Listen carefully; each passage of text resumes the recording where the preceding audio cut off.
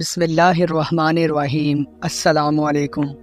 اربوں خربوں درود خاتم النبیین حضرت محمد صلی اللہ علیہ وسلم اور ان کی اولاد پر۔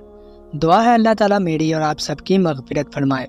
اولاد کو اللہ رب العزت نے دنیاوی زندگی میں رونق بیان کیا ہے۔ یہ رونق اسی وقت ہے جب والدین کی جانب سے اپنی ذمہ داری کو پورا کرتے ہوئے بچوں کی صحیح نشو و نما، دینی اور اخلاقی تربیت کی جائے اور بچپن ہی سے انہیں زیور تعلیم سے آراستہ کیا جائے۔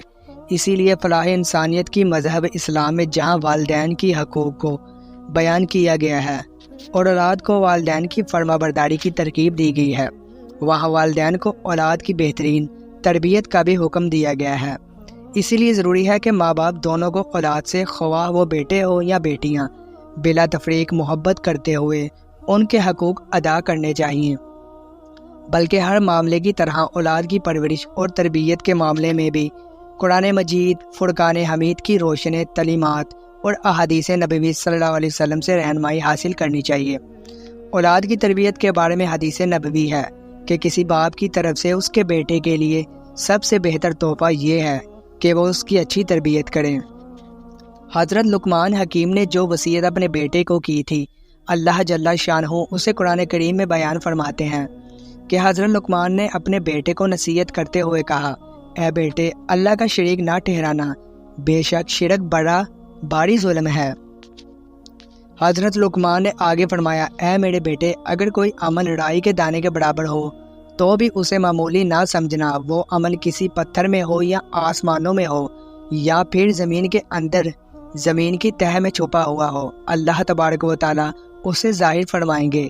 بے شک اللہ تعالیٰ بڑا باریک بیان و باخبر ہے۔ اے میرے بیٹے، نماز قائم کرو اور اچھے کاموں کی نصیحت کیا کرو اور برے کاموں سے منع کیا کرو، جو کچھ پیش آئے اس پر صبر کیا کرو، بے شک یہ صبر ہمت کے کاموں میں سے ہے۔ اور لوگوں سے بے رحمی مت بناؤ اور زمین پر تکبر سے مت چلو، بے شک اللہ تعالیٰ کسی متکبر کو پسند نہیں فرماتے۔ اور اپنی چال میں میانہ روی اختیار کرو اور اپنی آواز کو پست رکھو، بے شک سب سے بڑی آواز گدھے کی ہے۔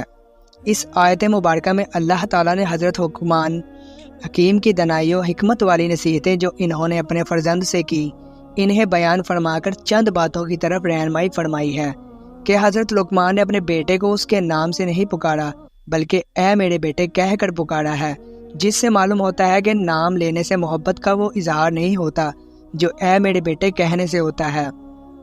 جس طرح ماں لاشعوری عمر میں بچے کو محبت میں میرا لال، میرا چاند، میرا سوہنا وغیرہ جیسے القابات سے پکارتی ہے، اسی طرح جب بچہ شعوری عمر کو پہنچ جائے تو والدین اس سے اسی انداز محبت میں بات کریں تو ماں باپ کی بات بچے کے دل و دماغ پر اثر انداز ہوگی۔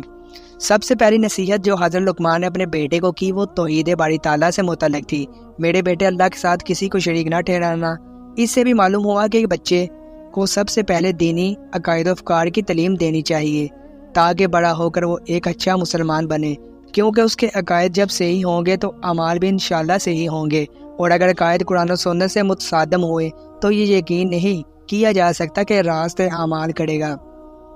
بچوں کا ذہن صاف و شفاف اور خالی ہوتا ہے، اس میں جو چیز بھی نقش کر دی جائے وہ مضبوط و پائیدار ہوتی ہے۔ اس لیے سب سے پہلے بچے کو دینی و اخلاقی تعلیم دی جائے، قرآن و سنت کی تعلیم دینی امور کے ماہر اساتذہ سے دلوائی جائے۔